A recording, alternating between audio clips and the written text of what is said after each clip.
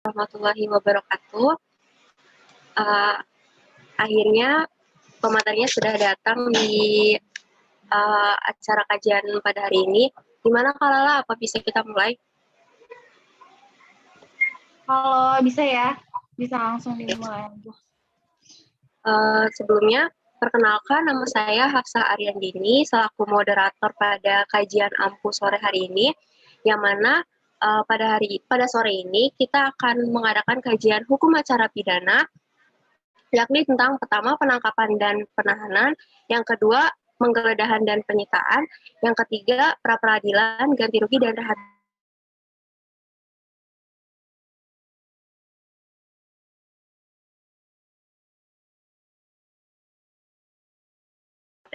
PowerPoint dari Kak.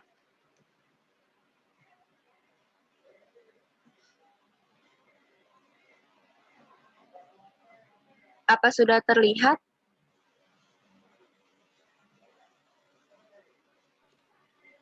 Kelihatan ya? Langsung kita mulai aja kali ya.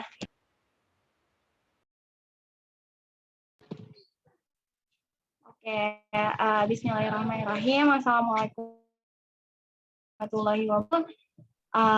Perkenalkan, aku atau saya aja deh, biar formal kali ya. Saya Lailatul Qadriyah dari jurusan Ilmu Hukum semester 8 sekarang. Konsentrasinya di praktisi hukum, dan mau minta maaf juga nih sama teman-teman ya, karena agak telat karena ada satu dan lain hal, jadi baru bisa join sekarang. Maaf ya. Jadi kita mulai aja ya langsung. Jadi sebenarnya hari ini itu kita akan membahas terkait hukum acara pidana. Agak banyak sih sebenarnya materinya ya. Bisa di next, Hafsah.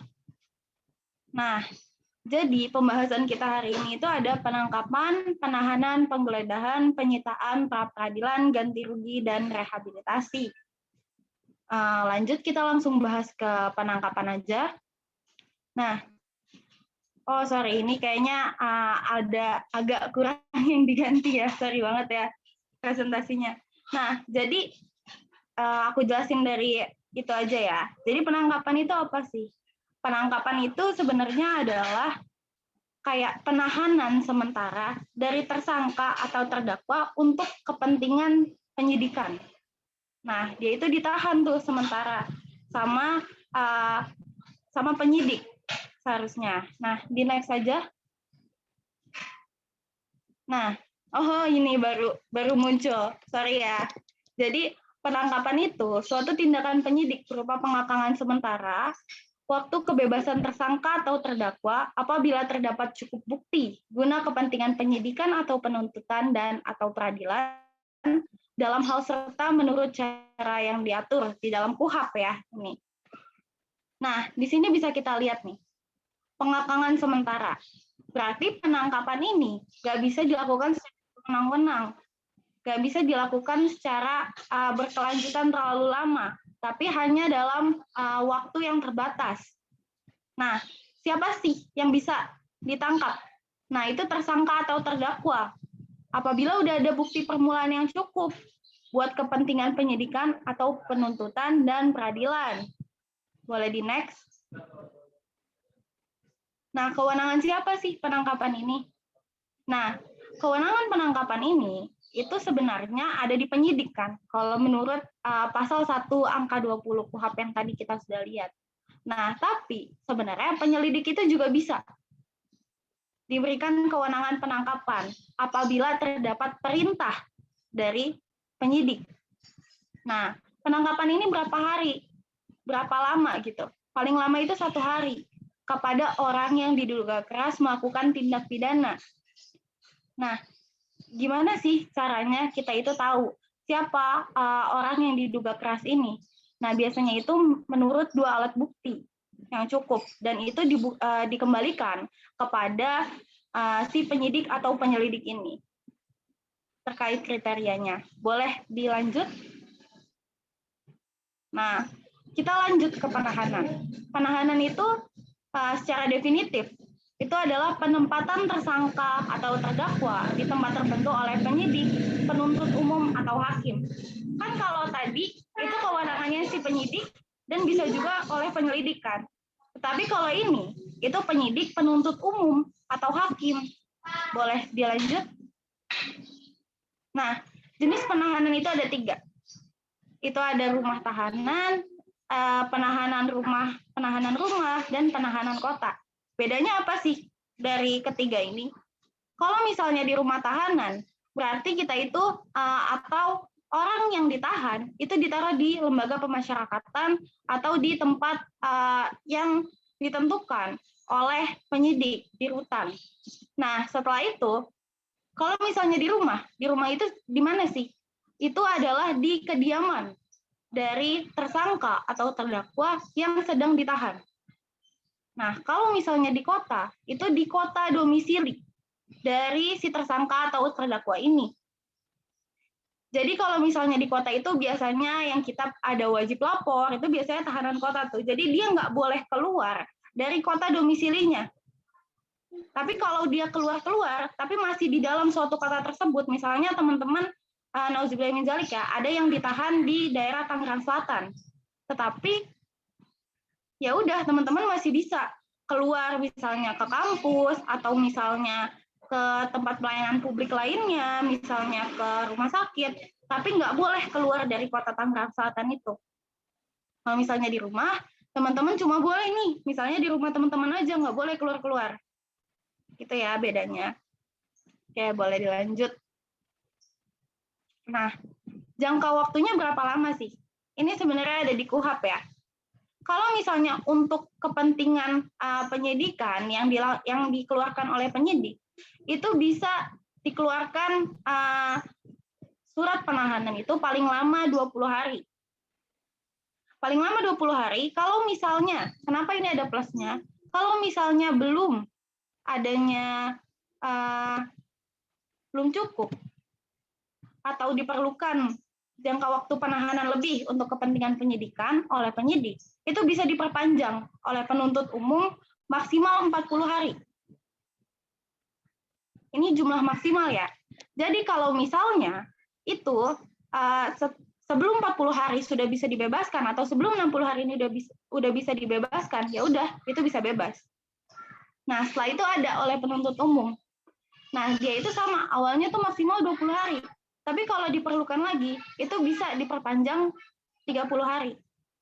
Nah, kalau misalnya di pengadilan oleh hakim dikeluarkan surat perintah penahanan, itu ada pertama kali itu di pengadilan negeri, juga ada di pengadilan tinggi. Ini sama aja ya. Pertama kali itu 30 hari, dan bisa diperpanjang 60 hari lagi. Nah, setelah itu dalam proses kasasi, misalnya Mahkamah Agung mau mengajukan adanya penahanan kepada terdakwa, itu bisa maksimal 50 hari dan diperpanjang 60 hari kalau masih diperlukan oleh Ketua Mahkamah Agungnya. Boleh dilanjut. Nah, penggeledahan ini apa sih? Nah, teman-teman bisa lihat definisinya di pasal 1 butir 17 dan 18 KUHP. Nah, ini intinya adalah tindakan untuk mencari alat bukti yang menjadi kewenangannya si penyidik. Ya, jadi tindakan atau cara untuk memperoleh alat bukti tersebut. Nah, tata cara dan atau prosedurnya itu ada di pasal 33 KUHP. Yang pertama itu harus ada izin Ketua Pengadilan Negeri. Nah, setelah ada izin, pada saat penggeledahan itu harus disaksikan oleh 2 saksi apabila disetujui oleh pemilik rumah yang ingin digeledah. Tapi kalau misalnya tidak disetujui, itu harus disaksikan juga oleh Ketua RT dan RW atau tokoh masyarakat lainnya. Kalau misalnya pemilik rumah nggak mau nih, tapi tetap penyidik bisa melakukan penggeledahan walaupun tidak disetujui dengan alasan ini. Nah, setelah itu harus ada berita acara setelah dilakukan penggeledahan ini. Oke, boleh dilanjut. Nah, kecuali apabila tertangkap tangan, tempat-tempat ini tuh nggak boleh dimasukin sama penyidik untuk melakukan penggeledahan. Yang pertama, di ruangan yang berlangsung rapat MPR atau DPR atau DPRD atau DPD. Ruangan di mana sedang berlangsung upacara keagamaan atau ibadah, misalnya di masjid. Tapi bukan lagi tertangkap tangan nih, kita mau menggeledah, lagi ada sholat misalnya, lagi ada sholat berjamaah, itu nggak boleh. Lagi berlangsung, sedang berlangsung ya. Terus, ruangan di mana sedang berlangsung sidang pengadilan. Kalau misalnya di pengadilan, terus lagi ada sidang, penyidik nggak boleh menggeledah di situ. Misalnya ada tersangkanya atau terdakwanya, misalnya dia lagi iseng gitu nonton sidang, atau emang lagi ada di sidang siapa orang lain, nah itu nggak boleh dilakukan penggeledahan apabila sidangnya masih berlangsung. Itu ya. Boleh dilanjut? Nah, setelah itu ada penyitaan. Nah, penggeledahan itu kan pasti untuk mencari alat bukti. Nah, apabila alat buktinya ditemukan, itu dilanjutkan dengan penyitaan. Nah, penyitaan itu bisa dilihat definisinya di pasal 1/16 KUHP. Itu kewenangannya penyidik. Nah, tata cara prosedur penyitaan ini itu kurang lebih ada izin Ketua Pengadilan Negeri. Tapi kalau misalnya dalam keadaan perlu dan mendesak, itu nggak apa-apa. Nggak ada izin pengadilan negeri. Ya, misalnya ada orang tiba-tiba ini nih terlihat bahwa dia itu melakukan tindak pidana dan ada buktinya, digeledah lah gitu. Nah itu kan penyidik itu nggak sempat kan kalau minta izin pengadilan negeri dulu. Keburu orangnya ini pergi, keburu benda yang sudah ditemukan sebagai bukti tindak pidana ini hilang. Nah sehingga boleh nih tanpa adanya izin Ketua Pengadilan Negeri. Tetapi setelah itu harus dimintakan izinnya. Jadi setelah adanya penyitaan, baru langsung laporan ke Ketua Pengadilan Negeri setempat. Nah, benda apa sih yang boleh disita? Benda yang boleh disita itu adalah benda yang diperoleh dari tindak pidana.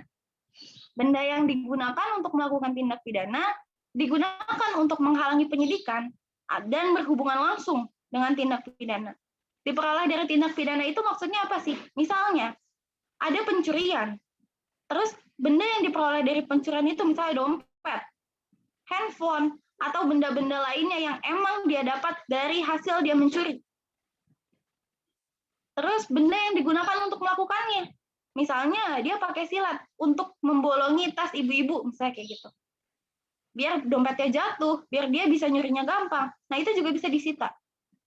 Atau benda yang digunakan untuk menghalangi penyidikan. Misalnya, ada nih penyidikan, mau menyita sesuatu, tapi dia itu menghalangi. Misalnya, adanya di blokade atau kayak gimana, itu nanti benda yang digunakan untuk memblokade penyidikan itu bisa disita sama penyidik. Lalu benda yang berhubungan langsung dengan tindak pidananya itu. Nah, kalau misalnya dia tertangkap tangan, ini bisa dilihat di pasal 40 sama pasal 41 KUHP. Nah, yang bisa disita itu adalah benda untuk melakukan tindak pidana. Kayak tadi, misalnya pencurian, tapi dia tertangkap tangan. Ya udah, dia melakukannya apa? Benda untuk melakukan tindak pidananya. Misalnya ada pisau. Itu bisa disita sama polisi. Ya, oke, boleh dilanjut. Nah, setelah tahap penyitaan, itu kita masuk ya ke dalam tahap pra-peradilan. Nah, pra-peradilan ini apa sih? Jadi pra-peradilan ini adalah proses peradilan formil terkait sah atau tidaknya, boleh di itu apa sih namanya? Di slide sebelumnya, diganti ke slide sebelumnya. Oke. Sah atau tidaknya penangkapan dan atau penahanan tersangka atau keluarganya atau kuasanya, sah atau tidaknya penghentian penyidikan dan atau penuntutan. Lalu adanya ganti kerugian dan atau rehabilitasi. Nah, ganti kerugian dan rehabilitasi mungkin kita akan bahas di selanjutnya ya. Paling kita akan bahas pertama ini adalah sah atau tidaknya penangkapan dan atau penahanan. Kan tadi itu udah ada tuh ketentuan penangkapan seperti apa, ketentuan penahanan itu seperti apa. Nah, kalau misalnya secara formil tidak sesuai dengan apa yang ditentukan di dalam KUHP, itu bisa diajukan pra peradilan. Nah, setelah itu, sah atau tidaknya penghentian penyidikan dan atau penuntutan. Itu juga bisa. Kalau nggak sesuai penghentian penyidikan dan atau penuntutannya, sebenarnya udah ada 2 alat bukti yang cukup untuk dinaikkan kepada persidangan, tetapi tidak dinaikkan kepada persidangan misalnya, itu bisa diajukan pra peradilan. Nah, siapa sih yang berhak untuk mengajukan pra peradilan ini? Itu tersangka, ahli warisnya, atau juga pihak ketiga. Nah, pihak ketiga ini siapa? Bisa aja LSM. Misalnya, dalam kasus korupsi, ada misalnya masyarakat anti korupsi, kan ada LSM-nya tuh. Terus ada penghentian penyidikan terkait tersangka ini, padahal rakyat itu sudah yakin sekali bahwa tersangka ini tuh ada nih alat bukti yang cukup, tapi kenapa kok malah dihentikan penyidikan atau penuntutannya, misalnya kayak gitu. Itu bisa diajukan oleh LSM terkait penghentian itu. LSM ini nggak setuju nih, nah nanti akan diadili oleh hakim. Boleh di next? Oke. Mungkin dijelasin di sebelumnya dulu aja kali ya. Jadi kalau misalnya pra peradilan itu kayak yang tadi, itu akan dilakukan dengan acara cepat. Nah, dia itu setelah adanya permohonan pra peradilan 3 hari, itu harus ditetapkan tanggal sidangnya itu kapan. Setelah itu pemeriksaannya dalam waktu 7 hari. Nanti ada putusan. Nah, putusan terkait permohonan pra peradilan yang tadi dilakukan. Ya, itu harus cepat tuh pra peradilannya itu. Dan dia itu diperiksanya oleh hakim tunggal. Nah, pra peradilan itu nggak ada upaya hukumnya kecuali penghentian penyidikan dan penuntutan. Kalau penghentian penyidikan dan penuntutan itu bisa diajukan upaya hukum ke pengadilan tinggi. Tapi setelah pengadilan tinggi itu udah nggak ada upaya hukum lagi. Nah, setelah itu kita masuk ke ganti rugi. Nah, ganti rugi ini itu kan juga ditetapkan ya, kalau yang tadi di pra peradilan itu. Nah, ganti kerugian ini apa sih? Ganti kerugian itu adalah hak seseorang untuk mendapatkan pemenuhan atas tuntutannya berupa imbalan uang karena ditangkap, ditahan, dituntut ataupun diadili tanpa alasan yang berdasarkan undang-undang, kekeliruan mengenai orangnya atau hukum yang diterapkan. Nah, berupa apa sih? Nah ya, kalau misalnya kita lihat di sini, itu berupa uang. Ganti kerugiannya itu berupa uang. Nah, nanti ada permohonan ganti rugi juga di dalam pra peradilan. Jadi dalam pra peradilan itu kita bisa mengajukan permohonan ganti kerugian dan rehabilitasi. Nah, dalam bentuk ganti kerugian berupa uang itu berapa besar sih ganti kerugiannya? Nah, paling sedikit itu, kalau misalnya kita lihat di peraturan pemerintah nomor 58 tahun 2010, itu paling sedikit Rp500.000, paling banyak Rp100 juta. Nah, kalau misalnya dia itu mengakibatkan luka berat atau cacat, itu paling sedikit Rp25 juta, paling banyak Rp300 juta. Kalau sampai mengakibatkan kematian, besarnya itu paling sedikit Rp50 juta dan paling banyak Rp600 juta. Nah, itu akan ditetapkan dalam penetapan pra peradilan itu.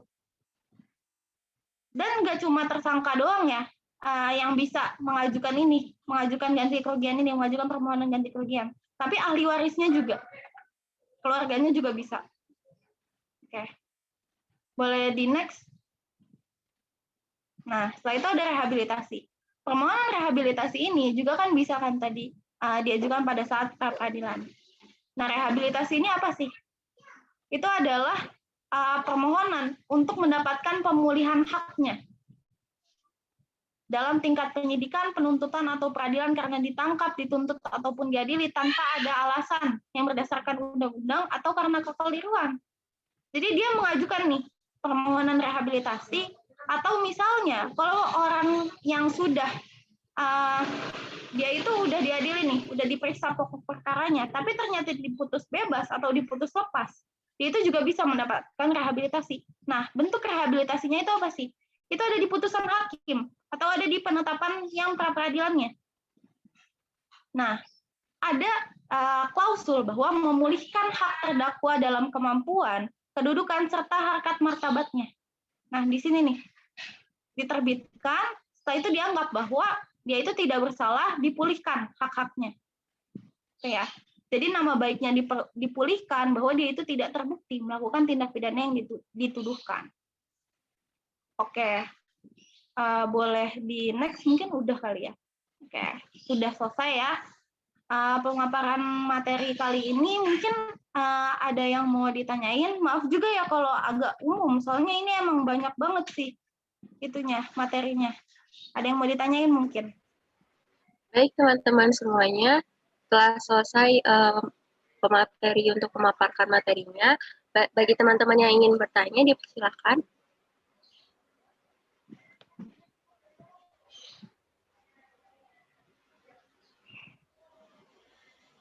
Atau saya ingin bertanya Kak Lala. Oh iya, boleh. Terkait, ya, saya ingin bertanya tentang penahanan. Kan ada penahanan rumah tahanan, rumah sama kota. Nah, itu tuh mereka tuh saling berkaitan ataukah ada klasifikasi tersendiri gitu, mana tersangka yang mendapatkan penahanan di rumah tahanan, di rumah atau di kota, itu gimana sih Kak? Terima kasih. Oke, makasih. Mau semuanya dulu atau langsung dijawab aja? Karena ada yang nanya juga nih di chat. Oh iya, silakan. Nggak apa-apa ya Kak kalau misalnya disemuain dulu. Nggak apa-apa kok, nggak apa-apa. Baik, silakan Abel untuk bertanya. Ya, Kak, saya mau bertanya ya, Kak, terkait tentang rehabilitasi ya. Kira-kira sebenarnya kalau bahasan rehabilitasi dalam hukum material dan hukum formil itu perbedaan paling mendasarnya tuh seperti apa ya, Kak? Itu sih. Dalam hukum acara dan hukum formil? Dalam hukum materialnya dan hukum formil ya, Kak. Oke.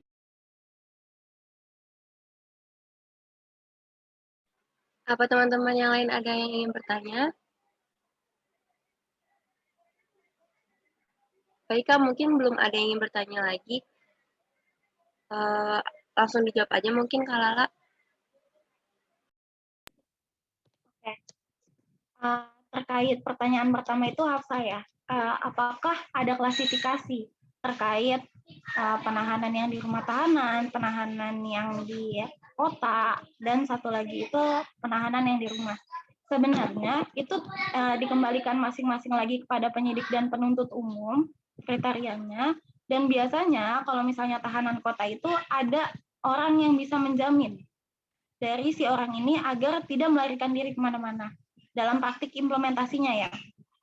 Nah, kalau misalnya memang tidak ada yang menjamin, itu biasanya pakai yang rutan karena dilihat dari tingkat resiko.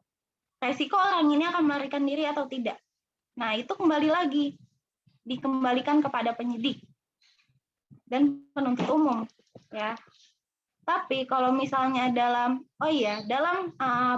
penahanan ini jumlah dari hari mereka ditahan itu akan dikurangi dari tuntutan pidana nantinya pada saat putusan.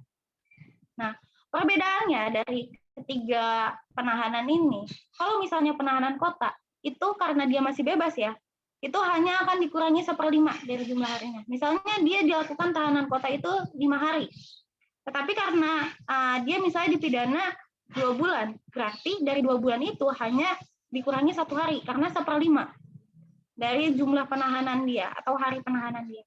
Tapi kalau misalnya tahanan rumah, itu 1/3. 1/3 jumlahnya. Misalnya dia ditahan itu 30 hari, tapi tahanan rumah. Nah, nanti pada saat putusan, dia hanya akan dikurangi 10 hari. Kalau di tahanan rutan, itu sama. Misalnya dia ditahan 3 hari, ya tetap 3 hari dikuranginya. Jadi, balik lagi, kalau kriterianya itu disesuaikan dengan tingkat risiko yang ditentukan oleh penyidik kita sendiri. Baik, Kak Lala, jelas. Terima kasih, Kak. Sama-sama. Setelah itu ada pertanyaan dari Abel ya, yang tadi. Katanya apa sih perbedaan rehabilitasi dalam hukum material dan formil? Nah, sebenarnya rehabilitasi ini hakikatnya ya, secara hakikat adalah pengembalian nama baik atau harkat dan martabat.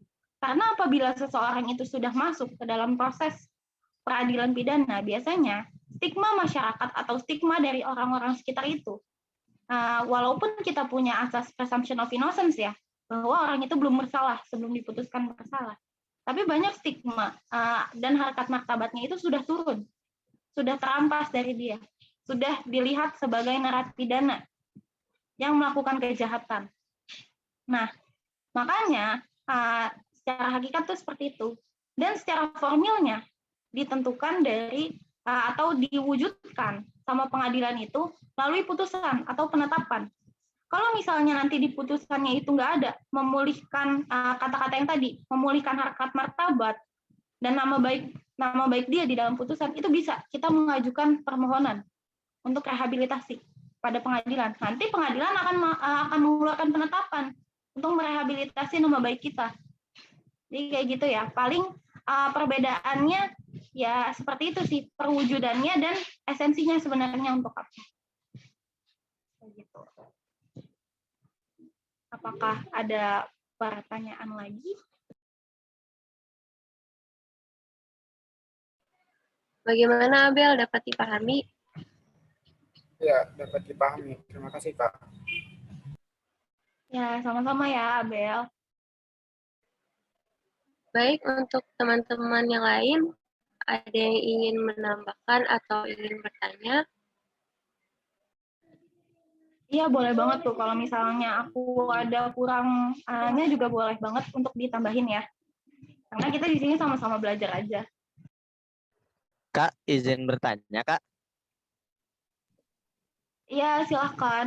Iya, silakan. Iya, pertanyaannya, bagaimana nasib terkait barang bukti yang ternyata dalam putusan pengadilan itu tidak ada sangkut pautnya dengan perkara pidana tersebut, Kak? Apakah dikembalikan atau ada mekanisme lain, Kak? Terima kasih. Oke, oh iya tadi belum dijelasin ya. Terkait barang-barang yang disita terkait untuk tindak pidana itu. Kalau misalnya memang dia itu nggak sesuai dengan tindak pidana yang dituduhkan atau di dalam putusan hakim, yaitu bukan nih bukti dari tindak pidana ini, itu akan dikembalikan kepada yang memiliki hak miliknya. Nah, karena kan barang bukti itu biasanya nggak selalu dimiliki oleh tersangka atau terdakwa ini. Bisa aja dia menggunakan motor, tapi punya saudaranya atau punya temannya, dan itu harus disita nih dalam pemeriksaan. Nah, itu akan dikembalikan kepada yang memiliki. Nah, untuk barang-barang lainnya juga yang misalnya sudah tidak diperlukan lagi dalam pemeriksaan itu bisa dikembalikan. Tapi bisa juga kalau misalnya negara atau pengadilan menetapkan dalam putusan bahwa itu digunakan atau diserahkan kepada negara, itu nanti akan diserahkan kepada negara. Jadi gitu ya. Apakah bisa dipahami? Bisa, Kak. Terima kasih. Sama-sama. Baik, terima kasih buat penanya. Kemudian teman-teman yang lain yang ingin bertanya atau menambahkan, dipersilahkan.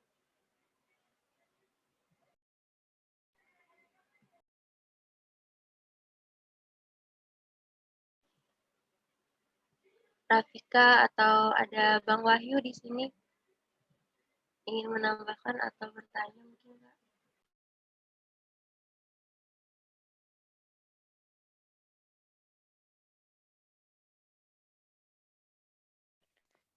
Izin bertanya, Kak. Ya, dipersilahkan. Ya, saya ingin menanyakan tentang pra-peradilan. Nah, di sini saya menemukan bahwa pra-peradilan itu hampir mirip dengan hakim komisaris ya. Nah, namun di sini kan apa? Pra-peradilan itu sifatnya terbatas. Nah, seperti apa itu terbatasnya, Kak? Kok bisa adanya terbatas antara pra-peradilan ketimbang komisaris hakim seperti itu. Nah, di sini kan komisaris hakim itu di Eropa, di Belanda khususnya itu lebih dikenal dengan rechter komisaris. Sedangkan di Perancis itu dikenal dengan juridiction seperti itu. Yang saya tanyakan tentang keterbatasan dari pra peradilan tersebut, Kak. Seperti apa itu?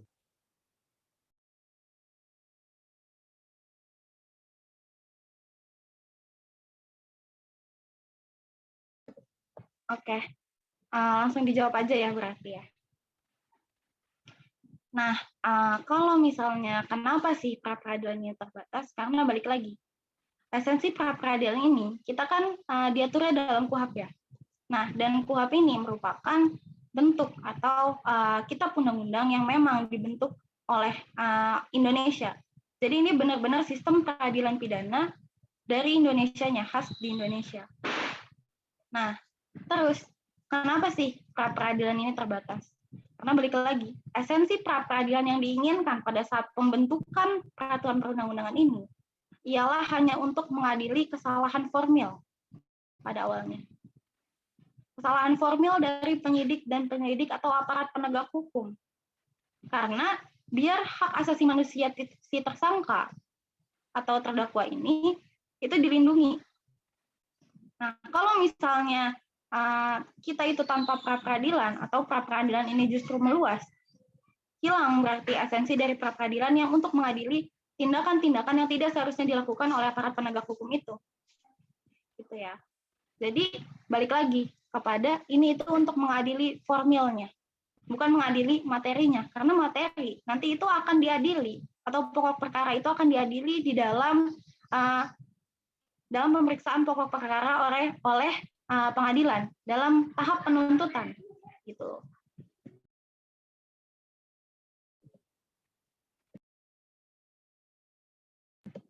Apakah bisa dipahami atau kayak gimana?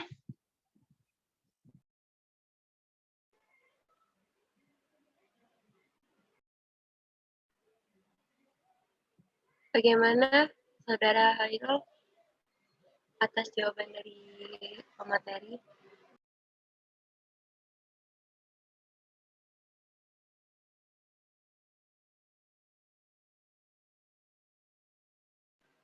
Halo? Bagaimana Saudara Hairul? Jawaban dari Kalala?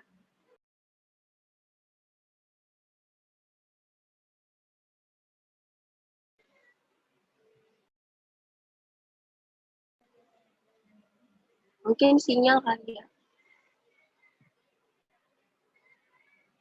Ya udah, teman-teman yang lain apa ada yang masih ingin bertanya?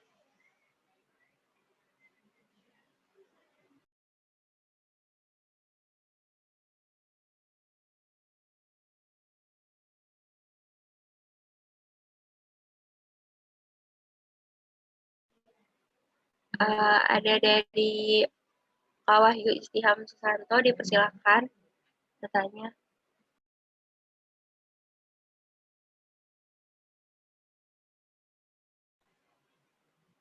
Ya, Kak Wahyu, silakan bertanya.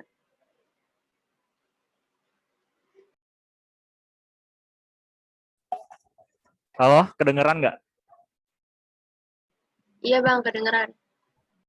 Iya, Kalala mau nanya dong. Kan tadi terkait penahanan ya. Misalkan gini, ada seorang A dan seorang B. Nah, tiba-tiba A itu ditangkap nih, Kak. Nah, bisa nggak sih, Kak, penahanan atas tersangkanya si A itu ditangguhkan kepada si B? Bisa nggak sih, Kak? Kayak gitu, Kak.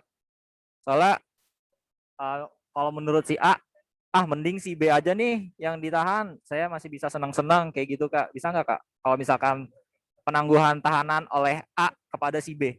Terima kasih.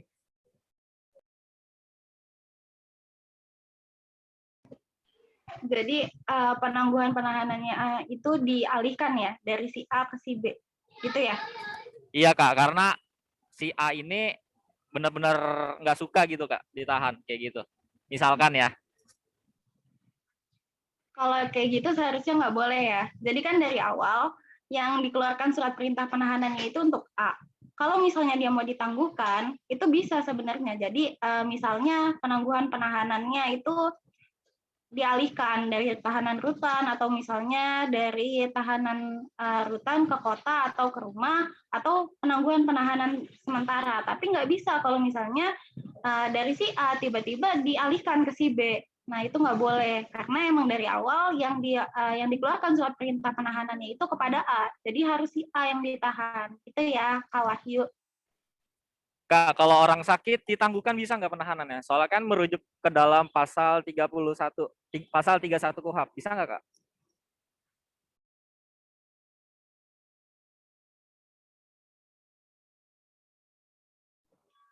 Kalau misalnya dalam alasan kesehatan tertentu, kalau kita lihat di kasus-kasus yang ada ya, sebenarnya itu bisa aja. Tapi itu dikembalikan lagi kepada penilaian dari penyidiknya. Apakah itu bisa dijadikan alasan untuk penangguhan atau tidak?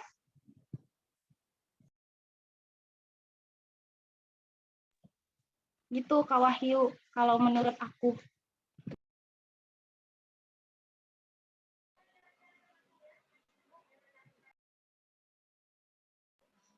Baik, Kak Wahyu, pemateri telah menjawab pertanyaan dari Kak Wahyu. Dan untuk teman-teman yang lain, apakah masih ada yang ingin bertanya atau menambahkan? Masih kita silakan.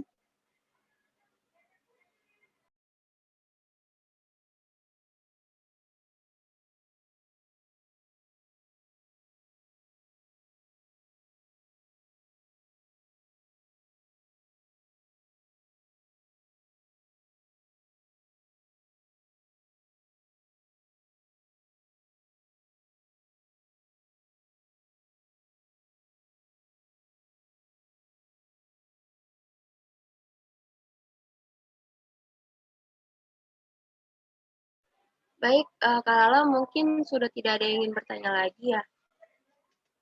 Apa di YouTube aja Kak Lala? Atau Kak Lala ingin menambahkan lagi? Kayak mungkin langsung ditutup aja kali ya. Aku juga minta maaf juga kalau misalnya hari ini dalam menyampaikan materi ada salah-salah kata atau ada salah perbuatan atau masih ada kekurangannya. Semoga penyampaian materi kali ini bisa bermanfaat ya buat teman-teman. Feel free buat kontak aku lagi kalau misalnya ada butuh untuk mengisi kajian atau materi apapun. Misalnya anak-anak ampuh mau offline juga boleh banget karena kayaknya lebih seru kali ya kalau offline daripada online kayak gini. Ya, makasih banyak juga ya semuanya udah ngundang aku hari ini buat jadi pemateri. Ya baik, untuk terima kasih banyak kami ucapkan kepada Kak Lala yang telah meluangkan waktunya untuk membagi ilmu kepada kita semua. Pastinya kajian pada hari ini membawa manfaat bagi kita semua. Amin ya rabbal alamin. Dan terima kasih untuk teman-teman yang bertanya dan terima kasih juga kepada Kak Lala yang telah menjawab pertanyaan dari kami semua. Saya sebagai moderator juga meminta maaf atas kurang dan lebihnya pada kajian pada hari ini. Baik, kajian pada hari ini saya tutup. Wassalamualaikum warahmatullahi wabarakatuh.